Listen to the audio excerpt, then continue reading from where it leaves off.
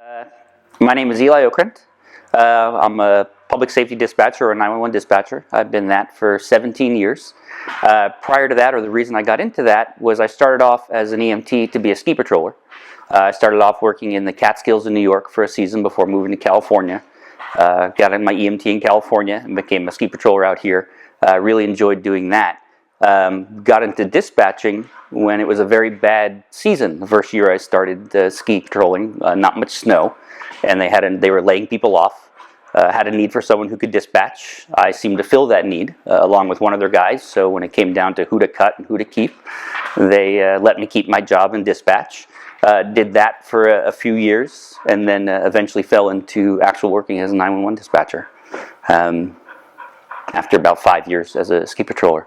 I also had a little past experience working for one of the local fire departments and a couple of summers working for the Forest Service as a wildland firefighter. For a long time, I always felt that PTSD affected mostly the people that were actually in the field, people that were more subjected to what was really going on. And it wasn't for a long time that I realized that dispatchers, even though we weren't hands-on, we're just as susceptible to the experiences and the pressures that can cause PTSD. Just because we're not there with the people at the time, we're still their first point of contact. We're often dealing with them at their worst. It's before somebody's actually gotten there to help them. It's when they think there is no help coming or there's no help to be had. And it's a constant barrage of that where it never stops. There's no the downtime between bad calls. It's every call is a bad call. And then you don't get the benefits of the closure. At least when you're in the field, and one thing I enjoyed when I was in the field was you did get to see something almost from beginning to end, versus as a dispatcher you get just the beginning, just the worst, and then you never get the opportunity to get the end because you have to move on to the next bad thing. A lot of our job is taking just what we can hear and letting our imaginations run wild. It's one of a good trait of a dispatcher's ability to take just the audio cues you're hearing and try to create the correct visual for the people that are actually responding, to be able to tell the fireman or the policeman, hey, this is what you're walking into from just what I've heard. It may be what they're telling me or what they're not telling me, just what I'm hearing in the background. And our imaginations always will create the worst possible scenario because we have to make the responders prepared for what could be the worst possible thing they could walk into. We don't want them thinking they're walking into something easy when it could be something horrible. And so you're constantly in your mind creating these visions of what's going on at the location just from what you're hearing in the phone. And some of those images or visions tend to stick with you. They're not as easy to flush out when the next call comes in. I've been to classes. It's been the last few years I've started to talk more about dispatcher stress. It's become more into the forefront. The dispatchers are susceptible to these same stressors and can have the same physiological or traumatic experiences from them. I actually had a coworker that had PTSD. Before he was a dispatcher, he was a Marine in Afghanistan. And he was, I believe, Afghanistan, possibly Iraq. His squad was blown up. In his Humvee, he was actually killed, brought back. He sustained, life-ending injuries that he survived from. Had a lot of scarring, had a lot of emotional and physical issues that came out of it. After he was no longer allowed to be in the military because of the injuries, he got a job with us. Great guy, but the stress of the job compounded what he already had with his actual PTSD, and it made it very, very difficult for him. And I saw a lot of, he was somebody that worked on my shift for a number of years when I used to be a supervisor, and I saw his reaction to certain types of situations. And then I saw in myself some of the same things, some of the same triggers, eliciting the same types of responses in me. Somebody that you see was happy and then progresses through becoming unhappy and then never being happy, and then being angry to being always angry and angry at even the smallest little things.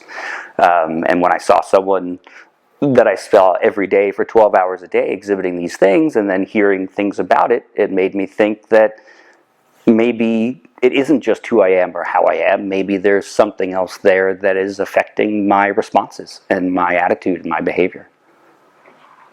A lot of it has to do with who I am and how I am. I'm not a very open person. I'm not very comfortable even talking to my wife about things like this. I rarely ever even bring my job home with me. I always prided myself in my ability to not take my job home with me, to leave my work at work. And then I started to notice over a few years that I was bringing it home more and more. That my anger or my temper wasn't being left at the door, that it was coming home and was affecting my home life as much as it was affecting my work. But I still never felt comfortable talking about it. I was always of the type of person that you keep things bottled up until it explodes out at some random thing that has nothing to do with what's really bothering you, and then you just move on from it. I'd always been that type of person with a little bit of an explosive temper, so people always just kind of passed it along as that and never assumed that there was anything else underlying it. That there were really reasons for why I no longer saw people, no longer went out, stopped doing a lot of the stuff that I used to enjoy doing out of the fact that I just didn't really want to do anything anymore. I'd rather just sit around the house and not be at work. If somebody came to me with those types of things, a lot of the things that I probably feel myself, I would offer up the best thing we have is there's the employee assistance programs. There are people you could talk to, and then people that are comfortable talking to therapists or strangers. Those type of things are great. I'm not very comfortable talking to strangers, and I'm probably even less comfortable talking to friends. If I could try to get somebody else to seek help, I would probably have to, the best thing I could do would be to tell them not to deal with it the way I have. To not,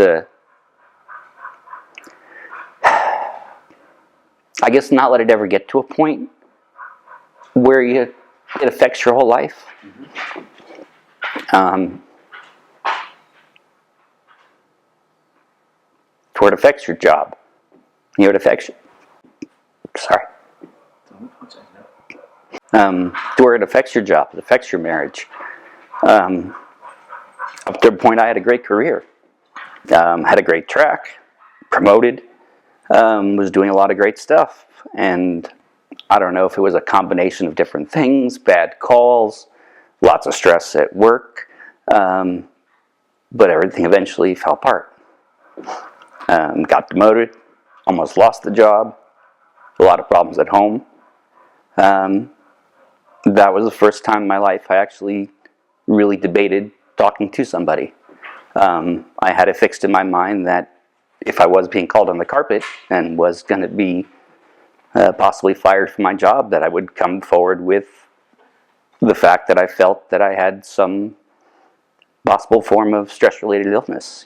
Compassion fatigue, they call it a lot of times now in dispatchers is a phrase they use. Just the constant, never-ending having to deal with other people's problems. It just compounds and adds up to the point where it's just, you eventually get to that straw that breaks the camel's back, and you just don't want to deal with it anymore. You don't have any empathy left. You've got nothing left for anybody. When I found myself yelling at my son, and then one day about a year ago, he came up to me and asked me,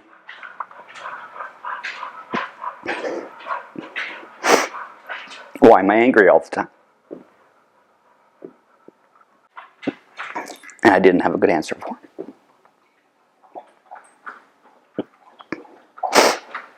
I just knew I didn't like what I had become.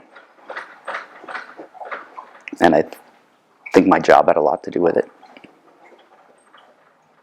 And I would tell somebody not to let that happen to them.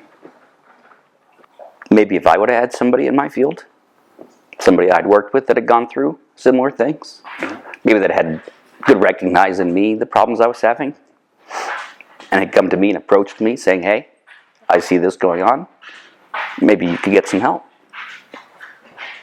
Maybe I wouldn't be where I am.